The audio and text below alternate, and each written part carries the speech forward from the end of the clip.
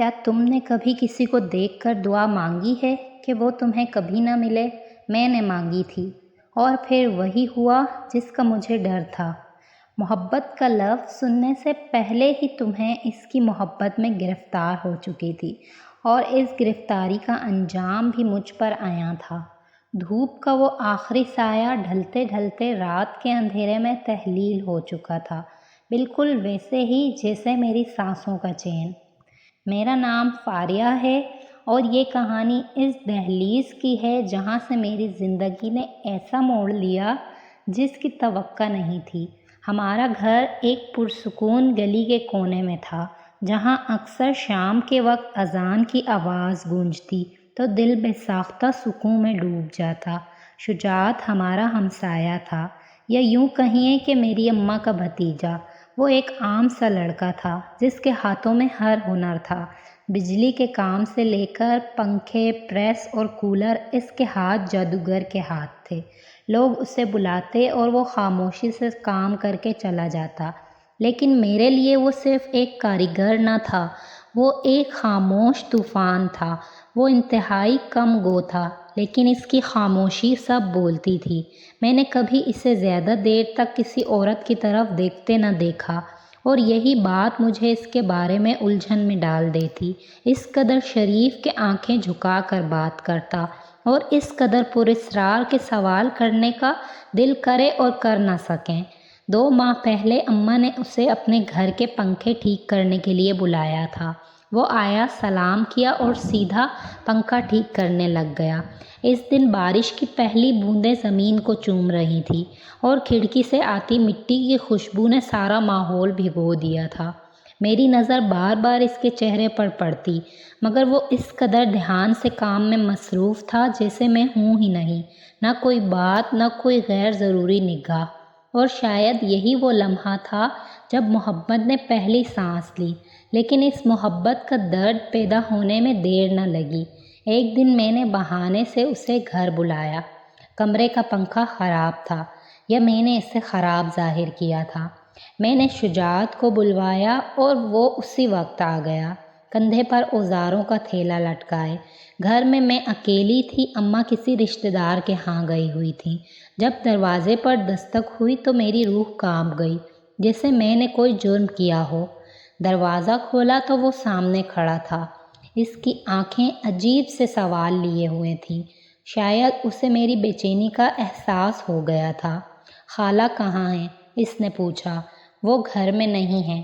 آپ پنکھا دیکھ لیں، وہ ٹھیک نہیں ہے، میں نے کپ کپاتی آواز میں جواب دیا۔ وہ ایک لمحے کو رکا، پھر سیدھا کمرے کی طرف بڑھ گیا۔ اس کے قدم کی آواز میرے دل کی دھڑکنوں سے مل کر ایک عجیب موسیقی بنا رہی تھی۔ اس نے پنکھے کا سوئچ دبایا، پنکھا خاموش رہا۔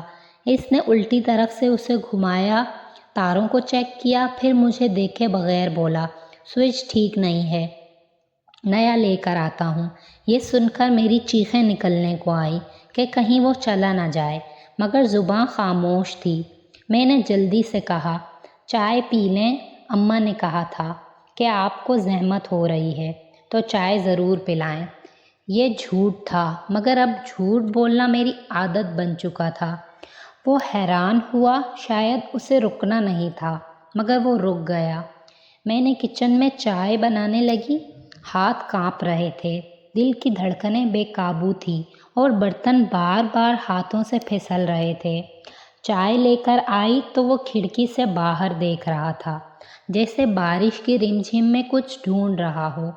کپ اس کے آگے رکھا تو اس نے سر اٹھا کر ایک نظر دیکھا، پھر وہی خاموشی، چائے کا ایک ایک گھونٹ جیسے گھنٹوں کا عذاب تھا۔ شجاعت، کیا آپ کو کبھی ایسا لگا کہ کوئی چیز تمہیں بلا رہی ہو، مگر تم اسے حاصل نہیں کر سکتے؟ میں نے جان بوجھ کر بے تکلف لہجے میں لفظ تم کا استعمال کیا۔ کمرے میں ایک عجیب سکوت چھا گیا۔ اس نے چائے کا کپ میز پر رکھا اور سیدھا میری آنکھوں میں دیکھا۔ یہ وہ لمحہ تھا جس کا میں نے کبھی سوچا نہ تھا، کیونکہ اس کی آنکھوں میں سختی تھی، نرمی نہیں۔ ہاں لگتا ہے، لیکن عقل کہتی ہے کہ جو نصیب میں نہ ہو اس کا پیچھا کرنا فضول ہے۔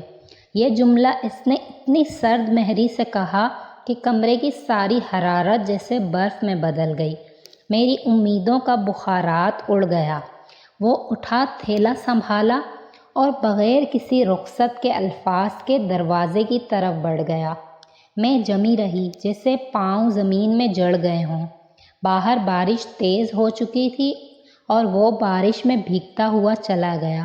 اس رات مجھے شاید بخار ہو گیا اور اماں کو میری حالت قابل رحم لگی، لیکن اصل درد بخار نہیں تھا، اس کی وہ سرد مہری تھی جس نے مجھے اندر سے جلا کر رکھ دیا تھا۔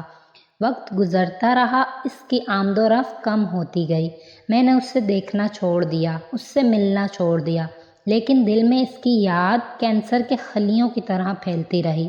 اماں کبھی کبھی اس کا ذکر کرتی اور میں بے حسی سے سن لیتی جیسے کچھ نہیں ہوا، مگر رات کو تکیے میں منہ چھپا کر رونے کی لت سی پڑ گئی تھی۔ ایک دن پھر وہی پنکھا خراب ہو گیا، یا شاید میری دعاؤں نے اسے پھر خراب کر دیا۔ اماں نے کسی اور کاریگر کو بلانے کا کہا تو میں نے سختی سے منع کر دیا۔ شجاعت کو بلا لو، پچھلی بار اس نے ٹھیک کیا تھا، اسے پتہ ہے مسئلہ کیا ہے۔ شجاعت پھر آیا، اس بار وہ پہلے سے زیادہ خاموش اور زیادہ سنجیدہ تھا۔ اس بار گھر میں اماں موجود تھی۔ وہ خالہ کے پاس بیٹھ گیا اور بڑی دیر سے باتیں کرتا رہا۔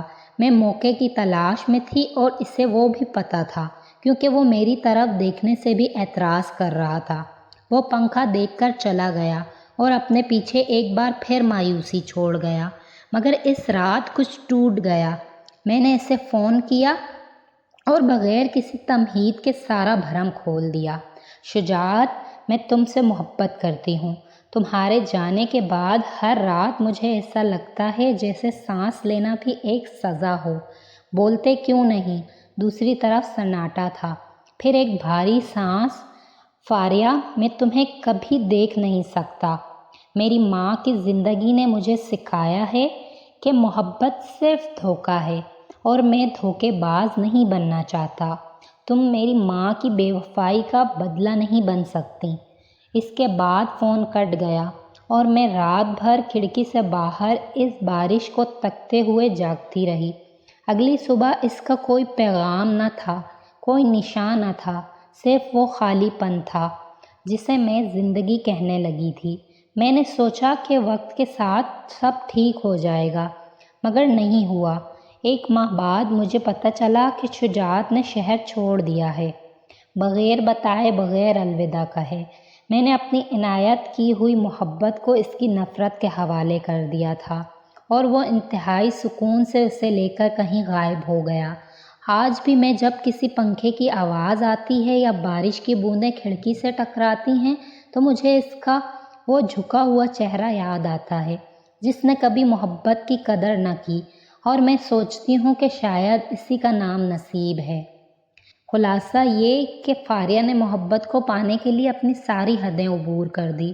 اس نے جھوٹ بولا، بہانے بنائے اور خود شجاعت کے سامنے بے نقاب کر دیا، مگر شجاعت اپنے ماضی کے خوف میں اس قدر الجھا ہوا تھا کہ اس نے ایک سچے دل کو دھوکے باز سمجھ کر ٹھکرا دیا۔ وہ اس گھر، اس گلی اور اس زندگی سے ایسے رخصت ہوا جیسے کوئی قرض ادا کر گیا ہو۔ ایسی کہانیاں جو دل میں رہ جائیں، چینل کو سبسکرائب کریں۔ کمنٹ میں صرف ایک لفظ لکھیں جو آپ ابھی محسوس کر رہے ہیں۔